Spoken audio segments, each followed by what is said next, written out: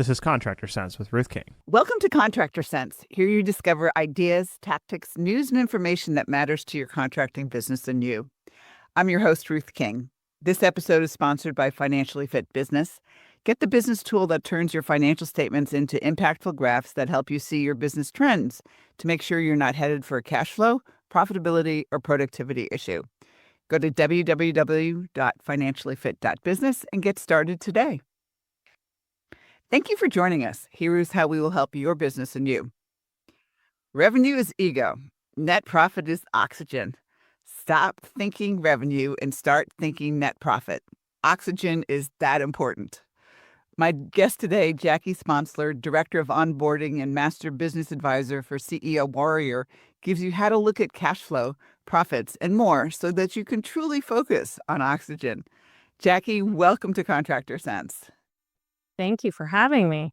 Oh, my pleasure. So you and I have the same thing about, I've done it from the perspective of volume is vanity and profits are sanity, but it's exactly the same thing. Yes.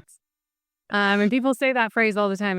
The revenue is vanity. But I always think I don't even know if it's vanity as much as it is ego. It's a drive internally for some folks. Yeah. I mean, when you talk a little bit before we get into this about what you do with CEO Warrior and what you do with respect to business advisory. Absolutely. So I work with every new client with CEO Warrior, and we focus on every operational aspect of the business, not just with the owners, but we work through their vision statements and where they're going, as well as each layer of their management structure and teams. And we create functional, operational change within the business to help them grow more profitably. Yeah, cool. So what is your take? And you may not have the answer to this, and I've asked this question for as long as I know. Why are people so focused on the top line rather than the bottom line? Do you know?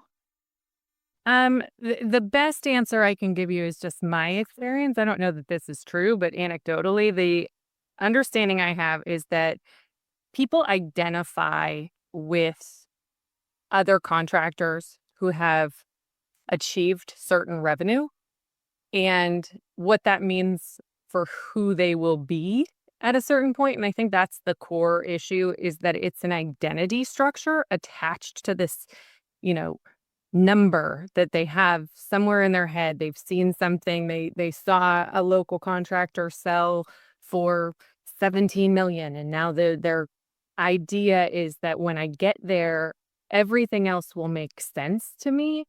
And I think that's where, as an industry, we've kind of pushed that narrative instead of really saying that's not actually how it works. We have to figure out what you even want. Who do you want to be?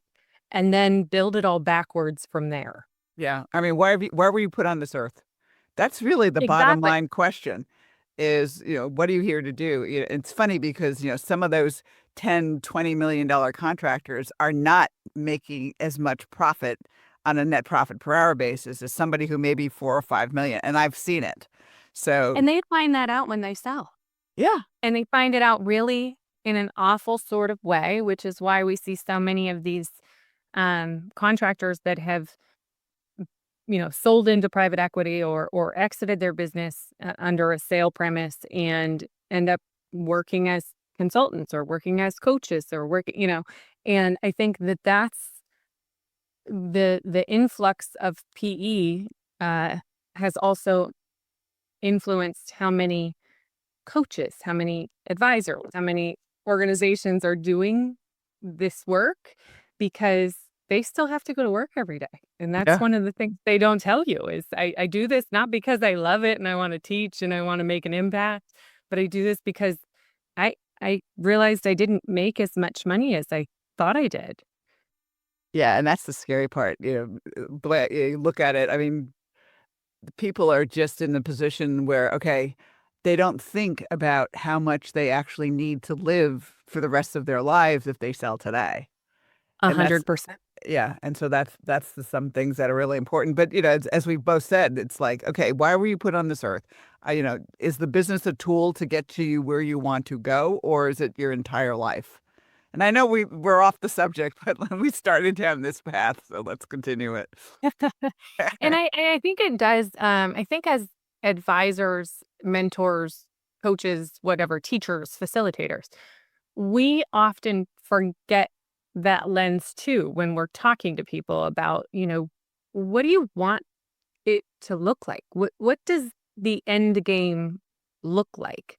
Because until we shift that perspective and get somebody to look at themselves differently, it's really difficult to get them to move in the operational lever. Yeah. That is my first question that I always ask a new client. What is the end game? Yeah, And everything is dependent upon it. Where you go, how you go, where you're going, whether you put inventory on your balance sheet or not. And that's another whole discussion that we can have. Uh, 100%. yeah, if you're going to just close the doors, doesn't matter where inventory is. If you're selling it, it matters where inventory is. 100%. Yeah. So when you're working with a new client, do you explain oxygen to them, or do they get oxygen? So we explain it as, we start with a cash flow statement and we talk about how the P&L actually works and how that's not the full picture. And you have to look at the balance sheet and you Yeah. have to see all of these things that are coming out of the P&L because people see, 10 points at the bottom. And historically, for years and years and years, somebody told them 10% is healthy. We could do with 20, but we want you to have 10. And so somebody will come to me and inevitably they'll say, well, I just don't understand. It doesn't feel good, but I'm making money and I have to walk them through. But are you? Yeah. Because you can't survive if you have 7% bleeding from your balance sheet that you're never looking at. Yeah. More than likely, because I look at it from a net profit per hour perspective. How many, for every billable hour you have, how much is dropping in the bottom line? You can have, and I've seen, Absolutely. yeah, go ahead. Oh, no, and that's so we go straight from the cash flow and getting them to really understand what it is that they're looking at to then a vision statement. Where do you want this to be in 3 to 5 years? What's the ideal? I wake up in the morning, this is what I do. And not because somebody told you that's what it should look like, but because this is actively what you want to be participating in. So I have owners that'll come to me and they'll talk to me about the fact that they want to get to scale and they want to sell things and they want, and then you start talking to them for about 30 minutes and you say, you're a brand and reputation guy. You're not a salesperson. And Yeah, exactly. and then you have to kind of, okay, so if that's what you're uniquely skilled at, why are we fighting against that? We hire around it, not in and not in spite of it. Right. And so once we make that plan, then we start just chunking that out into what does that look like in the next 3 years? Okay, what does that look like this year? What does it look like this week? What does it look like today? Today. Yeah. And then so breaking it just all the way down into the smallest, most achievable chunk, and then getting them to the operational levers that actually facilitate that change. So if your lead flow is struggling today, let's fix lead flow today. Prioritizing that into the top 3 operational levers, and then keeping ourselves consistent with whatever metric we deem as optimal for that particular business. Right. All right. Before we take a break, if somebody wants to reach out to you, how do they do that? And you can email Jackie at ceowarrior.com, or you can visit ceowarrior.com and book a strategy session with one of our advisors, and we will take it from there. Sounds great. And Jackie is Jackie, folks. Okay. Yes, the easiest way. Yes, absolutely. We'll be right back. Thanks for listening to Contractor Sense. Imagine you had total freedom. You didn't have to worry about money. You didn't have to be a slave to your business. The words "I can't" are eliminated from your vocabulary. What if you could do what you want to do whenever you want to do it? A financially fit business could give you that freedom. How? By knowing what your financial statements are telling you and taking action based on what they say. You can do this in less than 10 minutes a month at an investment of less than taking your family out to dinner once a month. And if your financial statements are a mess, you can get help. Go to www.financiallyfit.business or click on the QR code below to get started today. We're back. Thanks for listening to Contractor Sense. I am here speaking with Jackie Sponsler, who is the Director of Onboarding and Master Business Advisor for CEO Warrior. And Jackie, before the break, we really, got into a lot of things that people don't normally think about. And I think the vision or, what's the end game becomes absolutely critical for Oxygen, doesn't it? Absolutely. If you don't know where you're going, how are you going to determine your next right move? I think one of the phrases that has been demonized by popular business culture is "fake it till you make it." Oh, But please. which I can't stand that phrase for a It's number of reasons. But at the end of the day, I also need you to shift your identity around who you truly are and start acting as though you already have it, but not pretending like you've overcome. So I think there's a healthy medium behind fake it till you make it and learn it till you earn it. But you have to acknowledge the behaviors of your past in a way that says, I'm still overcoming this, but maybe in my past I have frequently done X. Because if we don't identify the behavior attached to your identity, then who you're becoming will never become because you'll just keep repeating those same behavioral patterns. we're sounding like we're in a counseling session. Sometimes that's more of what I do than I'm anything sure. else. But let's tie it into the original conversation about Oxygen profits. If they don't know who they are, or they're faking it, or however you want to put it, number one, they're going to be miserable. Absolutely. They may not agree that they're miserable, or they may be underlying not a happy camper. But number two is they're probably not going to be willing to make the changes to get the Oxygen.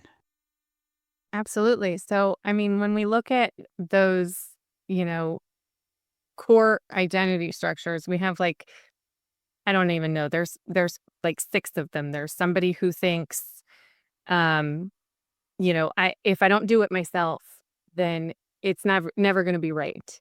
And so you end up not training, and not training means that you don't have anybody to scale to That's right. Yeah. because you have to take control of that. You have those folks that are like, I have to achieve this number, and it's just some random number that their buddy or a peer group participant decided to sell at.